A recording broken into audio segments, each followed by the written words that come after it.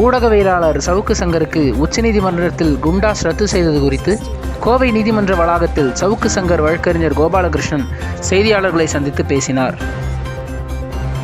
குண்டர் தடுப்புச் சட்டம் மனித உரிமைகள் அத்துமீறல் எனவும் சவுக்கு சங்கருக்கு எந்தவிதமான கட்டுப்பாடுகள் இல்லை, வழக்கமாக வழங்கக்கூடிய கட்டுப்பாடுகள் நீதிமன்றம் வழங்கியுள்ளது.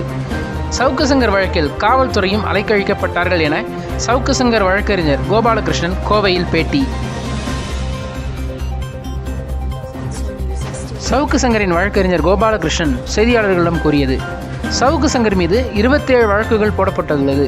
மேலும் 2வது குண்டாஸ் தமிழக அரசு வாபஸ் பெற்றுள்ளது. தமிழக அரசு தங்களை காப்பாற்றிக் கொள்வதற்காக சவுக்கு சங்கர் மீது போடப்பட்ட குண்டாஸ் வழக்கை வாபஸ் வழங்கியுள்ளது.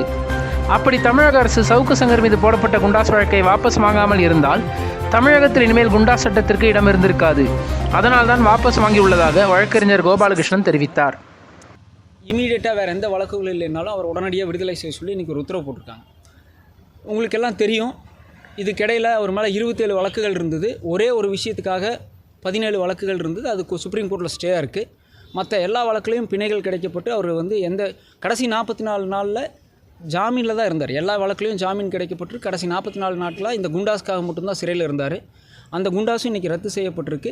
அரசாங்கமே அதை வாபஸ் வாங்கியிருக்கு. நம்ம இதில் என்ன சொல்ல விரும்புகிறோம்னா, கடைசி 44 நாளில் 6 முறை சுப்ரீம் கோர்ட்டில் இந்த வழக்கு விசாரணைக்கு வந்திருக்கு. ஒவ்வொரு முறையும் சுப்ரீம் கோர்ட்டில் மிக மூத்த வழக்கறிஞர்களை தமிழக அரசு நியமித்து வாய்தா வாங்கி பதில் சொல்கிறேன், இன்றைக்கி சொல்கிறோம், நாளைக்கு சொல்கிறேன்னு சொல்லி 6 வாய்தா வாங்கி தமிழக மக்களுடைய வரி பணத்தை வீணடித்து 44 நாட்கள் சுப்ரீம் கோர்ட்டில் இந்த வழக்கை இழுத்ததுக்கப்புறம் நாங்கள் இதை குண்டாஸை வித்ட்ரா பண்ணிக்கிறோம் அப்படின்னு சொல்லியிருக்காங்க.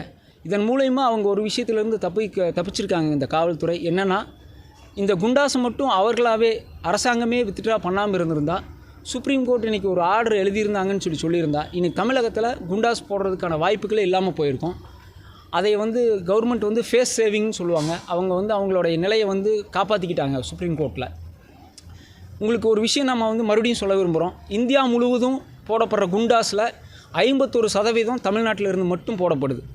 அதுக்கு அடுத்த இடத்துல இருக்கிறது ஜம்மு அண்ட் காஷ்மீர், அதில் 12%. அப்போ நீங்கள் பார்த்துக்கணும், இந்த குண்டா சட்டம் தமிழகத்தில் எவ்வளவு மோசமாக பயன்படுத்தப்பட்டிருக்கு அப்படிங்கிறத நம்ம இதிலேருந்து உறுதி செஞ்சுக்கிறோம்.